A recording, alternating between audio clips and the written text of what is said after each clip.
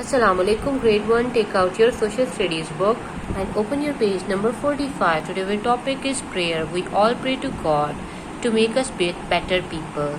We should pray to God to make us better people and thank Him for all that He has given us, and thankful to Him because He given us a lot of things.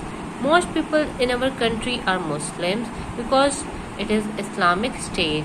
So mostly people in our country are Muslims. Muslims follow the religion called Islam, and our religion is Islam. Muslims go to mosque to pray. The holy book of Muslim is called the Quran, and our holy book is Quran. Hindus pray in a temple. Look at this picture. This is the picture of a temple. The holy books of the Hindus are the Bhagavad Gita and the Vedas. Christians go to the church to pray. The Bible is the holy book of the Christians. And look at this. This is a church. Christians go to the church to pray.